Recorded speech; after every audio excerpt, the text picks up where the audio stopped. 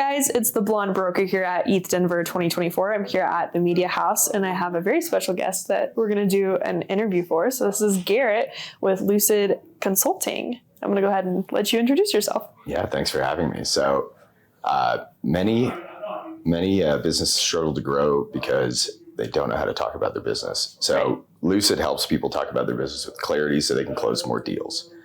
My background is actually I wrote philosophy for a really long time. And something you learn if you read or write philosophy is that it's very confusing. It's very abstract. And that kind of ended up being something that got me into entrepreneurship because nobody knows how to explain anything, you know? And a lot of the companies I worked on early in my career, one of which was Idea Market. I was chief of staff for a Web3 startup called Idea Market. It was like this big abstract values-driven company. It was trying to quantify like truth with markets so you could like invest in concepts or abstract ideas that you thought were more valuable. And I spent a lot of time working with them trying to explain that. And that didn't work out. That was like right around when the market fell apart in 22. But having worked at several companies doing this sort of thing, and then when I moved into my own design agency before Lucid, I just ended up finding myself working with founders with real solutions to big problems, but because they're so smart, they're too smart for their own good, they couldn't explain it. And so that ends up with the market where simple things that make sense, like it's Uber for blah, blah, blah, or it's a laundromat or whatever, those are easy to sell. People already get it.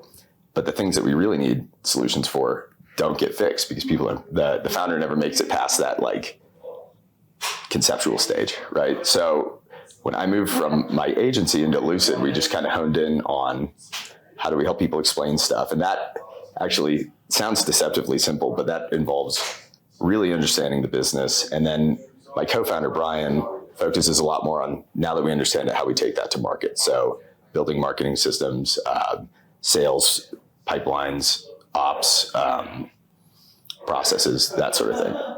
So do you guys have a lot of like Web3 clients? So with in 21 and 22, I had a lot more with my agency. Obviously, everybody kind of fell off. Yeah. I think after this week, we're going to have a lot more. Oh, 100%. Because everybody here needs our help, which is cool. He has a lot of Web3 experience as well. So right now we have, I don't think we have any. No, that's not true. We have one. That's a company called Aho, which is building a network to a financial network to connect the native and indigenous tribes of the world. Oh, wow. This is the cool, that's like the kind of stuff I really love because it's the only crypto use case where they're not competing with fiat. The native lands are sovereign. They don't have any of the normal financial barriers that you find in all of the Western financial markets. So they could be the first currency. And that can connect all of them, right? Not just in America and Canada, but around the world, which is a crazy thought. You know, so that's another one where it's like, that's a really heady thing to explain. And you guys so when you say people kind of struggle, like founders do, when they are trying to explain their product and kind of push their companies out there, they're obviously having to hire like a CTO, CMO, or expand their company. But a lot of them are like engineers and developers where, they're so technical that they have this trouble connecting on an interpersonal level when they are talking about their company. So that's where you guys come in. Correct. Awesome. Yeah, we definitely need more of that. And I think with this bull market, you probably could get more business. Yeah, it's been crazy easy out here. So we officially switched over to the consultancy in January, and we're still very, very early, although it's a very seamless transition. Brian was a consultant before this. Okay. And I'm doing very much the same thing I did with my agency for the last 3 years, minus the design services themselves. So I got super lucky. There's a designer that I worked with at an agency I used to work with who followed me to Idea Market, who followed me somewhere else I was at, and also did a lot of work for my agency. She got a job somewhere in the middle there and fell off, got laid off, started her own agency, and it just happens to do everything I'm no longer doing. So it's very convenient. We're just like very much set up to roll into this without much transition pain. Where are you guys located? I'm in Austin. He's in Raleigh. So I met him when I lived out there before I came to Austin. I'm in San Antonio. Nice. Yeah, I love it down there. I'm from Fort Worth, and I absolutely love Austin. Yeah. That's crazy. Okay, cool. I guess roadmap for like 2024? What do you guys have planned? Let's see. So currently, we came out on Tuesday. Wednesday, we locked ourselves in the Venture X. They have like rental rooms at the whiteboard. We were in one of those for 11 hours, just mapping out our process. We got about halfway done, but he's coming to visit Austin. We're going to go run a Spartan race next week. So we have another day booked out to finish that process. But really, basically, the way that I want it to operate, and this is a little bit different from how I think a lot of other companies tend to do this stuff. So there's a model that I'm playing with that I used to explain like different components of labor in the service process, which is more or less like labor that's done hourly. You have like freelancers, you have agencies that tend to have a core process, and consulting is a lot more about the value-based pricing. You're driving a metric, something like that. Agencies tend to say they do that, but they usually do project work. And a lot of that may be based on hourly rates that are internal, right? Yeah. And so part of the move away from having those services where I'm making someone a pitch deck or the narrative or making them a website or something like that is now we're solution agnostic.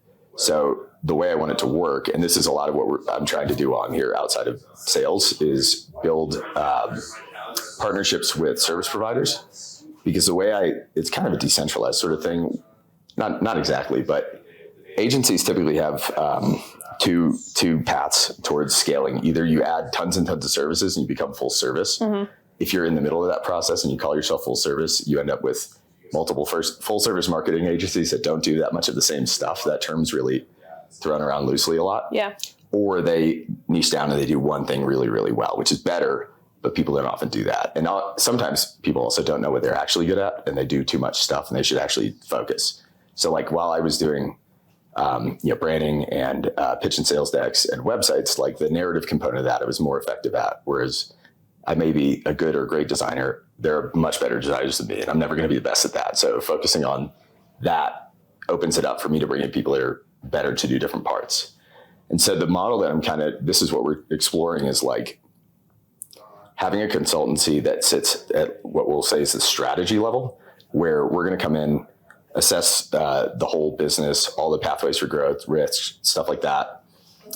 At the end of that, produce, hey, you get a roadmap. Here's all of the things you should be doing, in what order, you need these people with these specific responsibilities. This is how much it probably would cost. We have people that do this, or you can bring in your people. We can help manage it.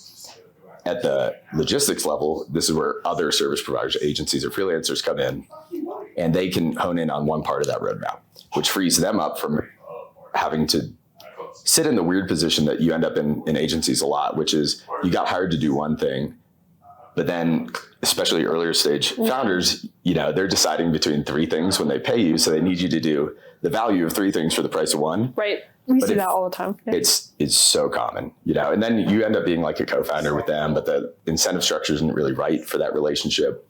So trying to get it where instead of us subcontracting people, which I don't really want to do at all. And if people ask us to do it, I'm just going to mark it up so they don't do it. I want to just refer these people directly to them. We work with them, but not on top of them. So they can just own their piece of the puzzle. And then if you have to have like the third layer, that which should be tactics, just individual freelancers can do specific tasks that aren't really impacting, or they don't need to have the strategic value because it's already been taken care of. So I'm still workshopping this model, but I think that... No, it's a good model. It's very like, I'm trying to think of the word, like very extrinsic, like it's a big model, but it makes sense because we do a lot with agencies. It's almost like you're wanting to kind of be the consultant, and you do end up having to do a lot more than what you signed up for. And right. Whereas y'all are trying to fix that. Yeah. And it just, a lot of these relationships are messy because people end up occupying different parts of that hierarchy. Yes. And they're fundamentally different. Like you can price the actual actions, the tactics hourly because it's a labor skill, right? Project rates at the agency level are clearly scoped, but that has to fit into the strategy. Otherwise, if there are changes in the strategy, you start getting scope creep, which is a nightmare for agencies. It happens all the time. So if it's like, hey, we have a very clear process where we're going to go through and get this sort of stuff, and then retainer based after we come through like a repeatable thing that everyone gets the same thing, where we're going to develop that strategy, and then we can stay on and either advise or manage or do something else. Yeah. It's a better way to align the incentives. So we're not marking things up because we have to pay subcontractors, which I don't want to do. So it should be cheaper overall. It's kind of like cutting fat out of the structure. Do you guys have like a website? We do now, but that was part of why I'm so tired this week is after we did that, I stayed up all night to get it done before we actually sleep. went out. What is sleep? Not at Eth Denver. No, not last year and not this year. So perfect. So what's the website? lucidconsult.ing. .ing. Perfect. Okay. And then you've got probably more you're going to build that out. And right now it's a one pager. It's just like the most basic version of the pitch. Very simple kind of explanation, which it should be just like, hey, if you want to learn more about that, book a call. You'll find more than enough buttons that all lead you to the same place. That. Yeah. So here's kind of my last question, and it's a big, deep question that I like to ask. What is the legacy that you want to leave behind with Lucid Consultants? So we have an answer to this, which is a world where good people with great ideas get rich solving problems that actually matter. And I think you have, those all kind of mean different things. Those are very intentional word choices, right? Oftentimes you have this kind of dichotomy where there are founders that are not necessarily primarily concerned with morality. They're concerned with effectiveness. And those typically are not the big world changing ideas. It's easy for them to succeed because they make trade-offs in moral ways, right? And good people will end up trying to do things in such this like idealistic, abstract way that they end up being ineffective, right? And I think people tend in our culture to kind of see effectiveness and morality is often opposed. They're like, oh, you can't get ahead if you're being a good person or stuff like that. So if you could help those people who have the right idea, the right values, get the skills, which is not, if you have the values in the will, you can get the skills.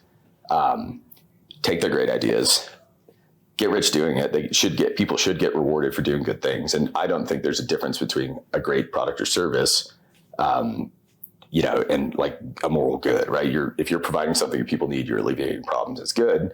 And that makes the world better, And then I think give us 50 years of that and people will see entrepreneurship is probably the primary way that you make any real change in the world. Certainly not like politics, I think your answer was perfect. Most people say like it'll just change over time, but your answer changes over time. Like you're literally continuously helping people solve real world problems. I like it.